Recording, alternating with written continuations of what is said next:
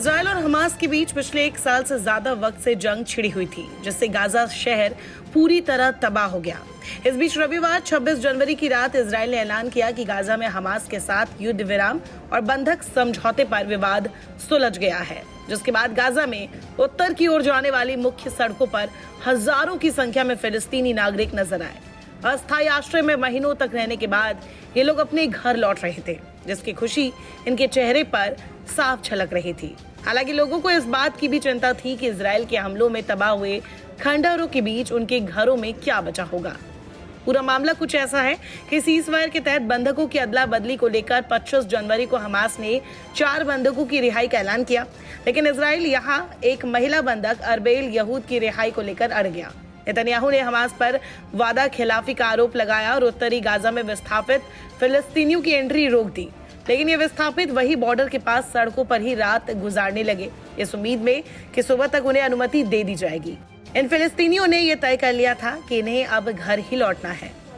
फिर सीजफायर के मध्यस्थ कतर की तरफ से इजराइल और हमास से बातचीत की गई और पूरा मामला सुलझाया गया। फिर हमास ने ऐलान किया कि वो अगले शनिवार को अरबेल को रिहा करेंगे। साथ ही इस बार 3-3 के बैच में 6 इजरायली बंधकों को 2 दिन में रिहा किया जाएगा।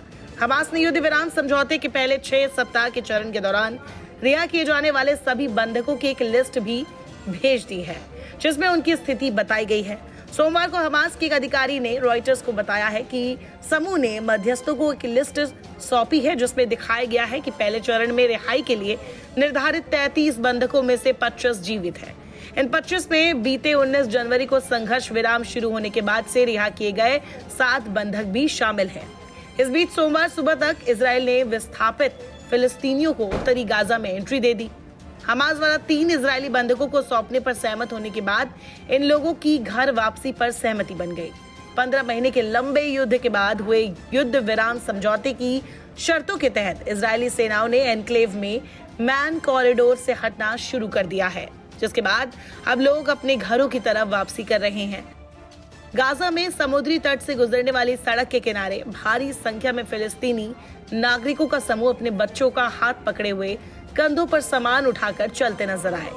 ये तस्वीरें सोशल मीडिया पर भी वायरल है। इस दौरान एक महिला ने कहा कि उसे ऐसा लग रहा है कि जैसे उसका दोबारा जन्म हुआ है। उसने अपनी घर वापसी को लेकर खुशी जाहिर की और कहा कि हम फिर से विजयी हुए हैं। बहुत सारे फिलिस्तीनी बॉर्डर के अंदर आते ही हमास के लड़ाकों को धन्यवाद करते दिखे। प्रत्यक्षदर्शियों के मुताबिक मध्य गाजा में पहला क्रॉसिंग पॉइंट सुबह 7 बजे खुलने के बाद सबसे पहले निवासी गाजा शहर में पहुंचे। लगभग 3 घंटे बाद एक और क्रॉसिंग खोली गई, जिससे वाहनों को एंट्री मिली। मीडिया रिपोर्ट्स में कहा गया कि यहाँ फिलिस्तीनियों का कहना था कि उन्होंने सोचा था कि वो कभी वापस नहीं आ पाएंगे। इस दौरान एक शख्स ने कहा कि संघर्ष विराम सफल हो या ना हो, लेकिन अब गाजा शहर और उत्तर को कभी नहीं छोड़ेंगे, भले ही इजराइल हम में से प्रत्येक के लिए एक टैंक भेज दे। 7 अक्टूबर 2023 को दक्षिणी इजराइल पर हमास के हमले के कारण शुरू हुए युद्ध के बाद उत्तरी गाजा से करीब 6,50,000 फिलिस्तीनी विस्थापित हुए थे। हमास के इस हमले में 1200 लोग मारे गए थे और 251 लोगों को हमास के लड़ाकों ने बंधक बना लिया था।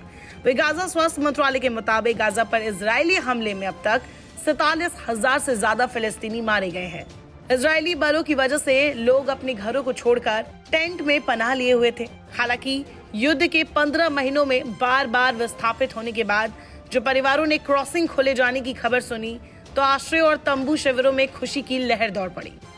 इजरायली हमलों से गाजा का अधिकांश हिस्सा अब खंडहर में तब्दील हो चुका है।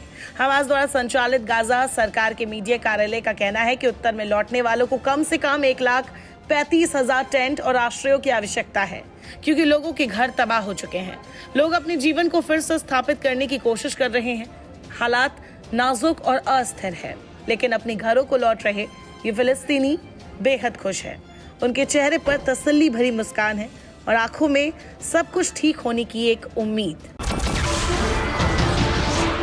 नमस्कार, मैं हूं मानक गुप्ता।